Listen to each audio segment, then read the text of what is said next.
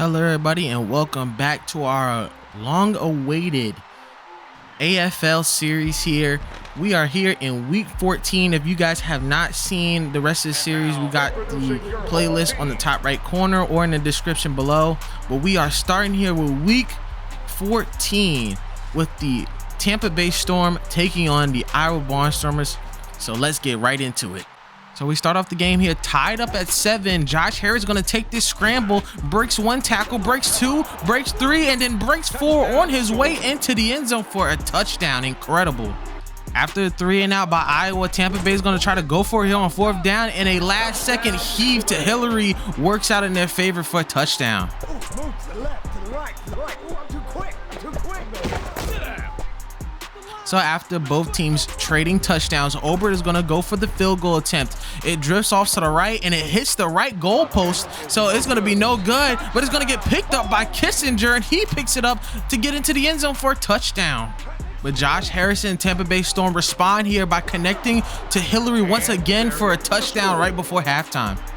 But 28 seconds is plenty of time here for the Iowa Barnstormers, and Fitzgerald throws a bomb right to Jackson into the end zone for a touchdown. Start of the second half here, and Iowa tries to repeat what they did last drive by throwing this bomb right to Scipio, almost putting it in the end zone for a touchdown. Damn, man, damn. Hey, first down, baby. Oh, it ain't my fault. It ain't my fault. Iowa would finish off this drive with a 2-yard touchdown run from Kissinger to now tie the game here at 35. But the tie wouldn't last for long here as Harris throws a wide open bomb to Hillary into the end zone for an end zone to end zone 46-yard touchdown. The Barnstormers will try to match the score here, but Fitzgerald throws a costly pick to Elfage, now is changing the momentum to Tampa Bay's side. You watch what's going on? Okay. Look, they turned it over. You need to pay attention. Harris tries to take advantage of the interception by trying to extend the lead. Tries to throw this one to Hines, but it's out of his hands and into Scipio's hands for the interception. Get over here. Come on, come on. Okay, let's make something out of that turnover. All right. Drive it down their throats, okay? All right, go. And now with the momentum shifted once again, Fitzgerald finds a wide open Jackson for a big first down, putting him in a goal-to-go situation. And then they would finish off this drive going into the fourth quarter with Kissinger getting another rushing touchdown, his third total touchdown today. So partway through the fourth quarter, Iowa finally gets a stop here, and Tampa Bay tries to go for a field goal, and they miss it wide right.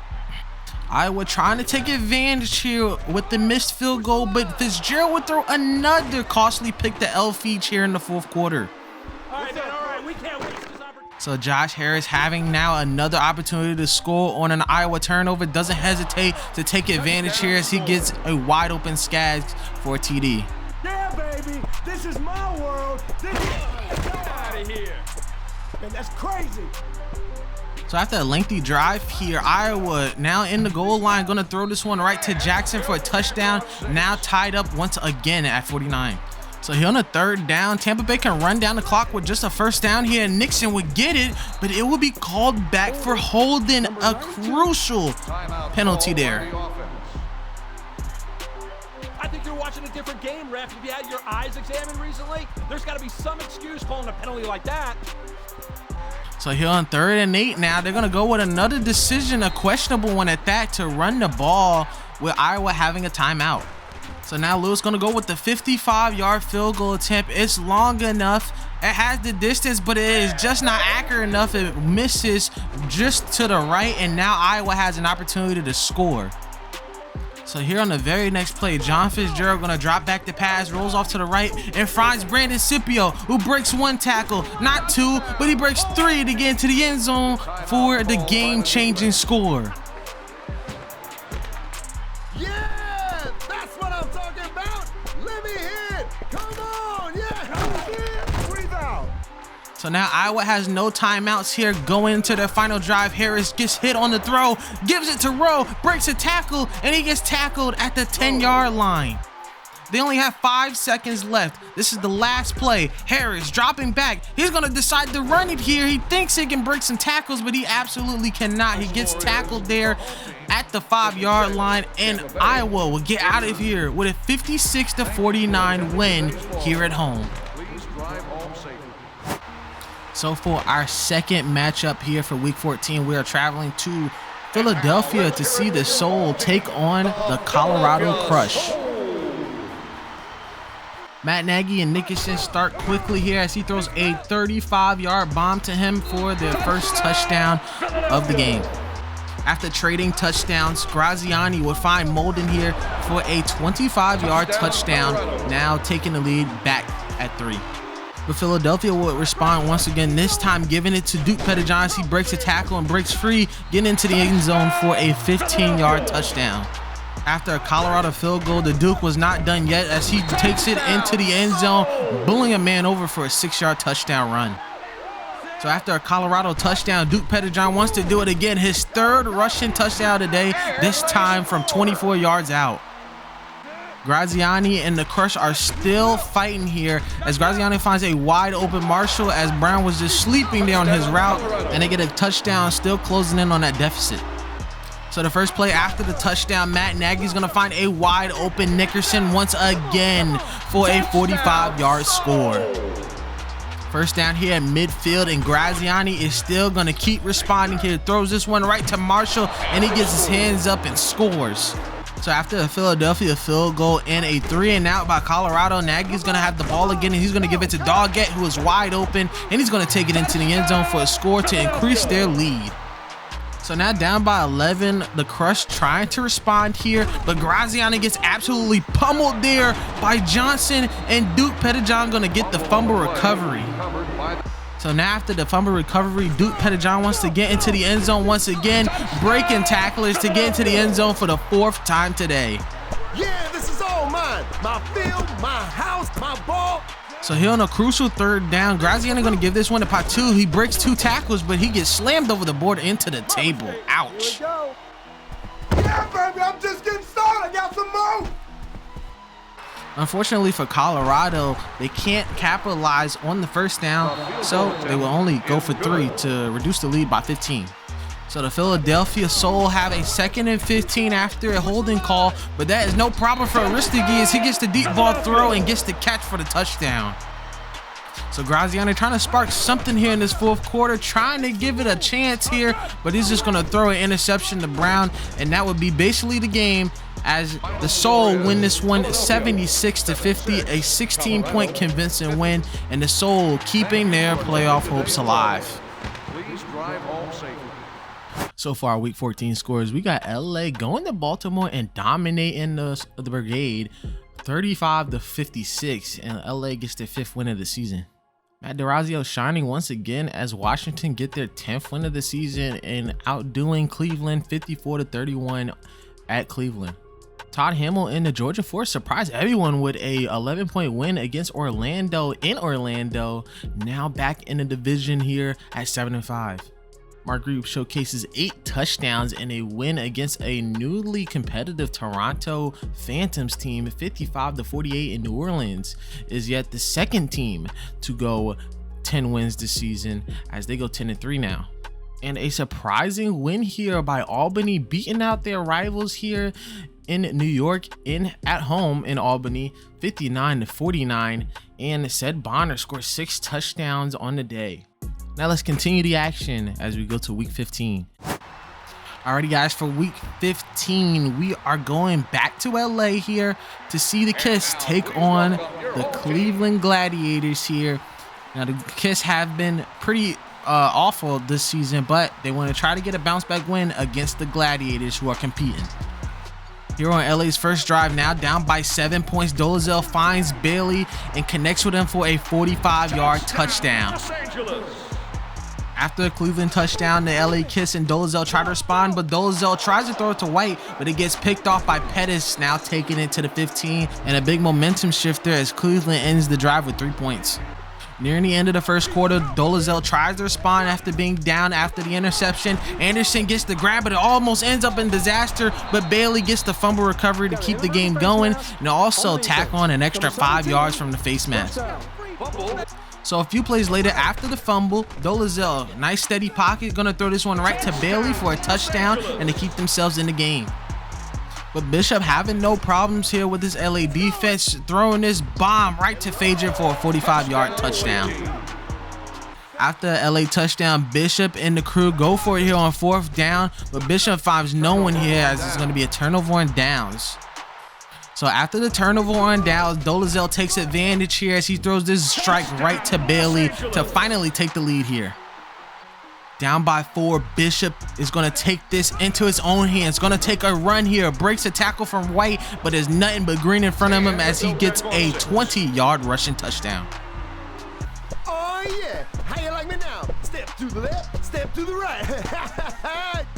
LA getting stopped now, trying to tie the game here before halftime. France with the kick, but it's going to be wide left, and it's going to be no good as the Gladiators will retain their lead here in the first half. So after a LA stop, Cleveland tries to extend their lead here with a lengthy field goal attempt, and it is good there by Schmidt. Down by 6 here on 4th down. Dolezal trying to take a risk, but he finds a wide open Brown and he drops it in and out of his hands for a turnover on downs. And then Cleveland will go for it on a 4th down of their own. Bishop getting pressure, but he finds a wide open Shelley and he gets the grab to get into the end zone for a touchdown. And then Dolezal here in the second half on a 3rd down situation, trying to find someone, but it gets tipped away. And then a tip drill INT here by Gary, now basically putting the momentum all in Cleveland's hands. And then Bishop would finally put the nail in the coffin here, finding Jenkins for a 25-yard touchdown score. This game would end with a decisive Gladiators victory, 61-45. And the Kiss will continue their mediocrity while the Gladiators are still trying to fight for a playoff berth.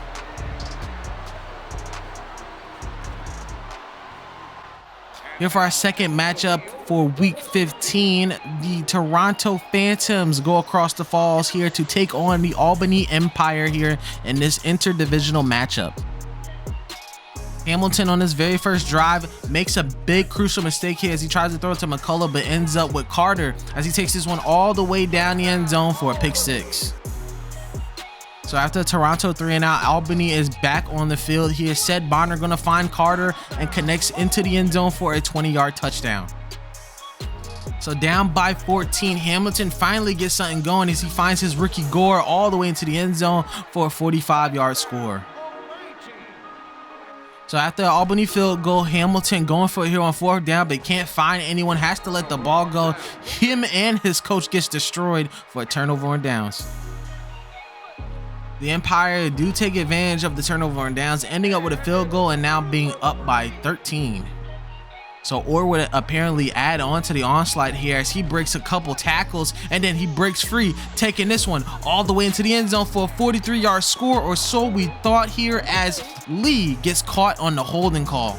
So now we enter into the second half, and said Bonner gets absolutely blown up there. Orr would recover it so it can be just a safety for 2. So after the safety, Toronto is forced to kick a field goal, but Homebreaker says no problem as he nukes this ball right out of the stadium to be down only by 8. So here on a crucial 3rd down for at least Toronto, Bonner gets absolutely murdered by Manuel there, and they would kick the field goal, ending up giving the ball back to Toronto.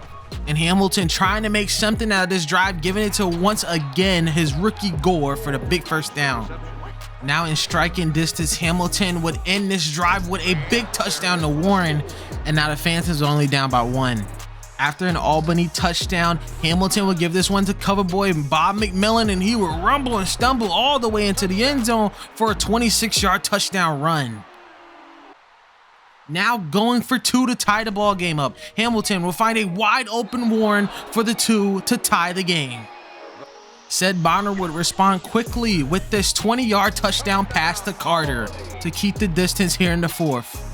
It's crunch time now here for the Phantoms, and Hamilton will deliver, giving this strike to Gore to put them in enemy territory. And then a few plays later, Hamilton will find a wide open Warren for a big touchdown to now tie the game once again. So now with just under 2 minutes here in the 4th quarter, it is crunch time, this time for Bonner, and Bonner tries to throw the ball. It gets fumbled, and Orr once again picks up the ball for another safety, subsequently giving Toronto the ball. Here on a 3rd down, Hamilton tries to find his receiver, but it will be just overthrown for the 4th down. So now they will have to kick a field goal to try to seal this game away, but it is no good. And now Albany has a chance to win this game here, only down by 2 points. So here comes Bonner. Bonner finds Doring for a big 1st down, now already in field goal range.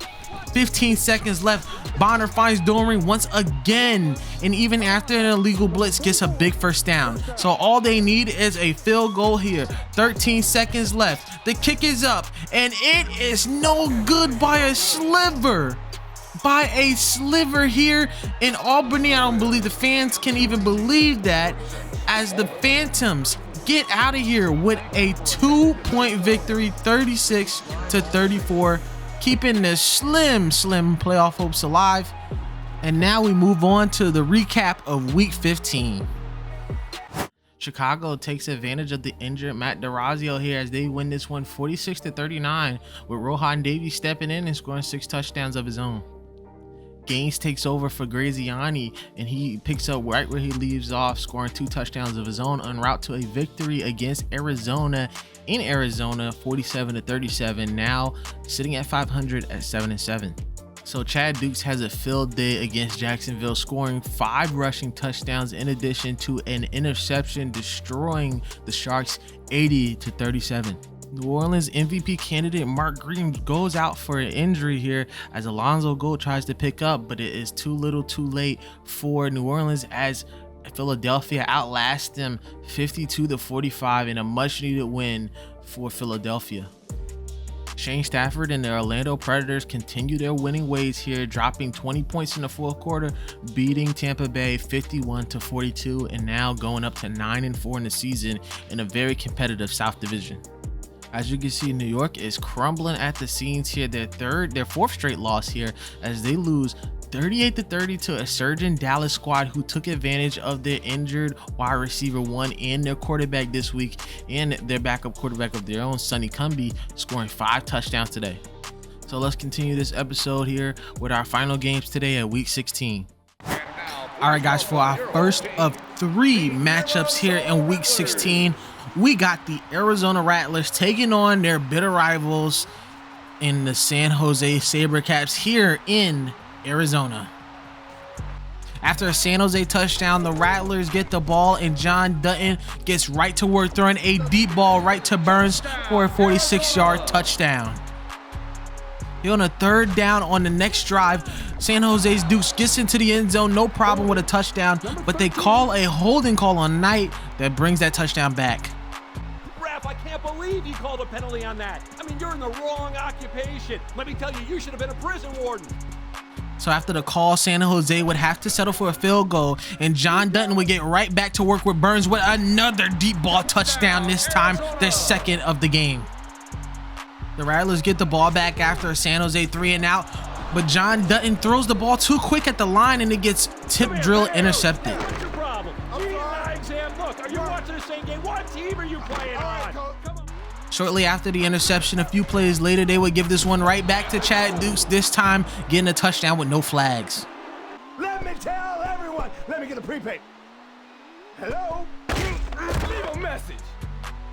So after back and forth scores, Ortiz would get a try at the ball, and he breaks a tackle, makes 2 men miss as he gets into the end zone for a touchdown. After San Jose responded back with a touchdown, Dutton would try to put them back in the lead, but he throws this one way too early once again, right to Jones. And then a few plays later, McPherson rolling off to the right here, throwing this one, but it gets tipped into Douglas's hands for the interception. Dutton and Burns will make them pay off the INT, getting this nice little short pass, and then making everybody miss, taking it off into the end zone for a touchdown, living up to his name. To Adrian McPherson, this is no problem as he finds Thompson once again for a 35-yard touchdown. Dutton here on a tight-knit game, having to try to get back into this one, but he throws this one right in front of Jones for the big interception. So Arizona's defense hold San Jose to just a field goal here, and then a routine toss play turns into a fumble, and then Dukes picks it up for the big touchdown. We had to show that one again. It looked like he just snapped the ball way too early there, and it will end up in a San Jose win. They win this one 48-35 and keep themselves alive here in the American West. For our second matchup of week 16, you know we got to go down to Louisiana to see what the VooDoo are doing this episode. This time they take on the Georgia Force, who are surging here in the South Division. Let's see if they can get a win against one of the best teams in the league. So after a forced touchdown, Mark Greaves gets back out there. He's in scoring range, but he throws a costly interception to Brown. Come on, are you serious? Really, are you serious? Don't you understand me? Because it doesn't seem like you do. Get out of here, get out of my face. Todd Hamill and the Georgia Force make quick work after the interception here, throwing this one right to Diallo Burks for a big 33-yard touchdown pass. After another 3-and-out, Todd Hamill's going to keep the magic going here by throwing a strike right to Dudley for another touchdown, now up 3 scores against the best team in the league. The VooDoo getting a little desperate here on 4th down. Grieve going to try to attempt to throw, but he gets absolutely mauled by the nose tackle. It's a turnover on downs. So after the turnover on downs, Todd Hamill gets to work quickly as the onslaught continues. He throws a bomb right to Antoine Savage. Oh yeah, how you like me now? Step to the left, step to the right. So finally, after being down by 28, New Orleans decides to get on the board with a touchdown, but that 21-point advantage wouldn't last for long as Antoine Savage takes this one 51 yards into the end zone for a kick return for touchdown. Ooh, move to the left, to the right, to the right. Ooh, I'm too quick, baby. Fast forward to the end of the third here. Georgia up by 22. Carter gets the carry, and he gets absolutely tattooed by Robinson with Horacek getting the recovery. And maybe this is what New Orleans needed to get back in this one. So a few plays later, after the fumble, they give it to Marley and Jackson, who gets the first down and a little bit more, taking it inside the 5-yard line for a big first down. And then on the very next play, they finish off the drive with Marley and Jackson getting a touchdown. Grebe and VooDoo decide to go for 2 here to make it a 14-point game, and Horacek gets immediately open for the 2. Here on the second down, the Force still trying to run the clock here with Carter, and Carter making up for his fumble here with a big first down. And then a couple plays later, they would feed it to Carter once again for another touchdown here, now up by 21. So here on 4th down, this is basically the last chance for the VooDoo. Grebe stepping back, tries to throw it, but it gets tipped away. It will be a turnover on downs, and that would end the game here for the VooDoo. They would lose 63-38 to their rival Force, and the Force will get out of here with a big victory against one of the better teams in their division and in the league in general. So for our final matchup of the episode, we go down to New York City to see the New York Dragons take on the Orlando Predators. This should be a good one. If you didn't already, like and subscribe, and we'll continue this series if you enjoyed it. But enjoy our final matchup of the day. Chris Greason comes in for an injured Aaron Garcia, but this time he hands it off to Glover for the first touchdown of the game. So the score is 7-3 after the New York touchdown. Stafford gears up for the throw, but he gets hit on the throw, leaving it to Jackson to pick the ball off. So Greason getting back on the field, drops back, throws it to DeMatteo, but he loses the ball. It gets picked up by Nix, who forced the fumble, and now Orlando has the ball. And Orlando would get to work quickly here as Battle breaks his way into the end zone for a touchdown. Stafford and the Predators now up by 3. Gonna roll off to the right, has great time in the pocket and shows his arm, and showing that interception was a fluke with a bomb touchdown to Porter. So after the touchdown, Chris Greason and the Dragons try to respond, but the screenplay gets absolutely blown up. Martin's gonna pick up the fumble, and now even better field position again for the Predators to try to score. And they definitely do capitalize on the great field position there, giving it to Ryan this time for his first rushing touchdown. I'm shaking it. Down by 17 here in this first half. Greason going to try to respond here. Waiting, has a great pocket and throws a bomb right to Shepard for another touchdown for New York. After an Orlando touchdown, Greason would get the ball back once again, and this time finding Shepard again for another touchdown. Trying to keep themselves in the game here. So after holding Orlando to a field goal, Chris Greason here gonna go for it here on 4th down, but he doesn't see Robinson right on the ground, and he's gonna fall right into him for a sack. So after the turnover on downs, Ryan will get another chance to show off his legs and his durability as he barely gets into the end zone for a 6-yard touchdown run. After a Dragons 3 and out, this team is up by 20, and they are going to keep pouring on here as Stafford throws another bomb touchdown to Porter. So a desperation 4th down try here for Greason, but he gets absolutely mauled here by Martin for another turnover on downs. And then to put the exclamation point on this one, Shane Stafford decided to be a part of the Russian touchdown party as he gets one himself. Yeah, this is all mine. My field, my house, my ball. And that would end this one a 30-point victory for Orlando, and now showing themselves as one of the better teams in the league here, just behind the VooDoo, who just lost to the Georgia Force. So now they're in prime position to make a playoff berth.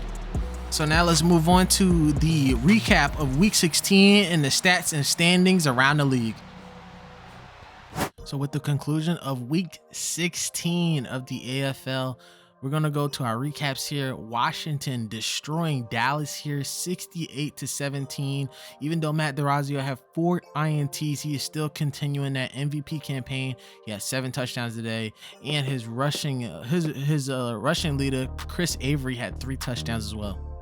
Tony Graziani and the Colorado Rush put themselves in a great position to make it to the playoffs here with, I believe, 1 game left in their season. They win and they beat Albany 62-42 at home, and hoping to get a playoff berth here. The Brigade don't really have too much to fight for, but they do get a convincing win against Iowa, shutting them out in the 2nd and 3rd quarter, outscoring them 41-0 between those 2 quarters and beating them 62-28 to go to 4-10. An overwhelming first quarter for Jacksonville gets them out of Tampa Bay with a convincing win here, winning by 8 points here against the Tampa Bay Storm, 51-43, and they keep their playoff chances alive as well. Joe Hamilton and Bob McMillan take care of business, destroying the Philadelphia Soul 48-23 here in Toronto, and now their playoff chances are still on the line as well. And for our final game here in Chicago for week 16, the Chicago Rush, both quarterbacks take turns, John Kaleo and Mo Jameson, destroying the Los Angeles Kiss, basically putting them out of the playoff race, and they win 52-16, and now Chicago advances to 8-6.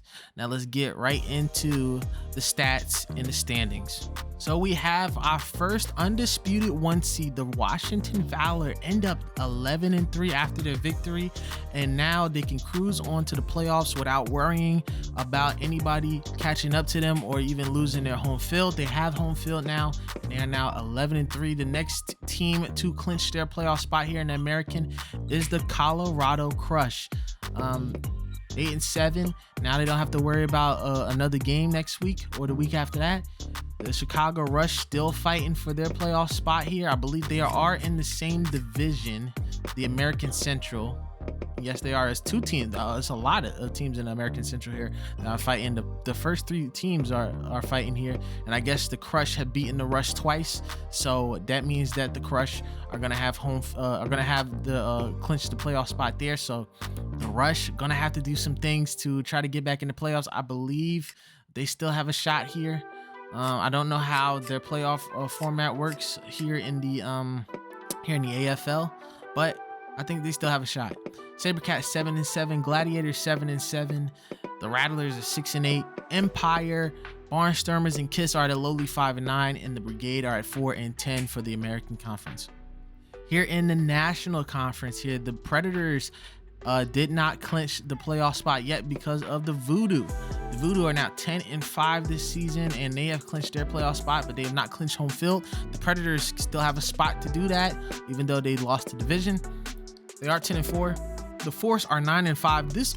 All of these teams are in the South here. The first 4 teams are in the South, so you can already know how competitive this is. And I don't know if all the teams in the South can make it to the playoffs, but it's actually pretty sad if they don't. The Sharks are 8-6. the Dragons, and the Soul. The Phantoms are all 7-7. The Desperados are 6-8, and the Storm are 4-10 on the season. So yes, it looks like I believe they do 8 teams in the playoffs. So they might all have a shot here, or they do 6. Even if they do 6, they're still in the playoffs here, even with wild card. So who knows? Maybe they do division winners. So it's 3. I think there's 3 divisions per conference. So who knows? But let's get right into the player stats and let's see who's going to be getting that MVP. All right, so for passing, Aaron Garcia is still in the running for best passer rating. The next active quarterback so far is Mark Grieb. He has 63 touchdowns. Our passing leaders are Tony Graziani with 3,595 yards. Clint Dolezal, even though his team is very, very sorry, he is at a high level right now, even at age 36. John Dutton is doing exceptionally well as well, 3,400 yards. Raymond Filial as well, 3,400 yards. Touchdowns leader Graziani, he had a 6 touchdown performance. He is our number 1 with 71 touchdowns. John Dutton is right behind him, and Raymond Filial is right behind him with a nice 69 touchdowns there. Matt DeRazio is also up there as well, but he doesn't have the yards, so I don't know if he's going to win MVP. It looked like Graziani might have it in the bag here, but so far so good for Matt DeRazio. All he cares about is that ring. 67 touchdowns, 18 picks. Clint Dolezal, 66 touchdowns, and yeah, it's a pretty high list up here. There's a lot of great quarterbacks this season. It's pretty hard to try to throw a lot of interceptions unless you're John Dutton, who has 21. Rushing leaders, so we got Chad Dukes with the rushing yards 409. Right behind him is Marlon Jackson. He has been an exceptional member of the VooDoo here, especially with him and Mark Grieb with the 1-2 punch. Duke Pettijohn has done his thing as well, 310 yards. Now we're going to the 290s. Lonnie Ford, Bob McMillan, and Frank Carter. For our touchdowns leader, we have Marlon Jackson, once again, 21 touchdowns. Chad Dukes, 17. Pettijohn, 14. Ryan, 14. Chris Avery with 13, and Bob McMillan with 12. And for our average yards here, let's scroll down to see the active players, and it looks like oh no, that's a quarterback. So let's see if we can get to a fullback, and it looks like it's gonna be Chad Dukes with 4.7 yards per game. So that is absolutely amazing for him. I believe his team is just at the borderline of playoffs here, so let's see what happens with that. So for receptions here, Aaron Bailey, 105 receptions here for the Kiss, 29 touchdowns. Tony Locke with 100 receptions himself. Steve Smith, and not that Steve Smith or the Steve Smith from the Giants either, that he is going to have 97 receptions. Jimmy Frizzell right behind him, he also has 97 receptions. And Jarrell Myers, who's been out for a couple weeks, has 94, and Siaha Burley has 96. Going into yards here, we have Aaron Bailey once again, 1,509 receiving yards, and nobody's really too close to him. I mean, Siaha Burley does have 1,400 yards, and he would have to have a really good game to get up to him.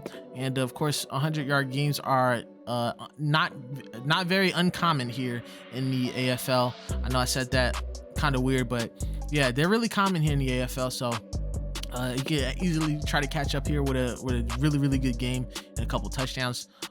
1,389 yards for Tony Locke. Jarrell Myers, like I said, is injured, 1,311. The 1,200 mark is Kevin Nickerson, and Kevin Ingram with 1,200. And the touchdowns, by far, it is Tony Locke with 34 receiving touchdowns, definitely in the running for wide receiver of the year. Aaron Bailey, 29 receiving touchdowns. Siaha Burley, 28. Tabidi Davis, 26. Jarrell Myers with 26. Kevin Ingram, 26. And then Jimmy Frizzell with 25. Going into the defense here, Dalio Burke still is in the lead here for most tackles at 95. Most tackles for loss is Dan Curran and Joe Jacobs and Wes Hours, and I believe Joe Jacobs still has the sack leader. He's actually tied with Ernest Grant and BJ Cohen of the Iowa Barnstormers. Most interceptions here is still Cornelius Bonner. I believe Horacek had it for a little bit. Corey Fleming has 9 INTs. Horacek with 8. Etu Molden, who has definitely showed up in these last few weeks, has 7. Andy McCullough has 7, and then Greg Hopkins has 5. going into the forced fumbles here. Got Tim Martin, Joe Jacobs, and BJ Cohen. Of course, the interior men always getting those forced fumbles here. Fumble recoveries, Calzette.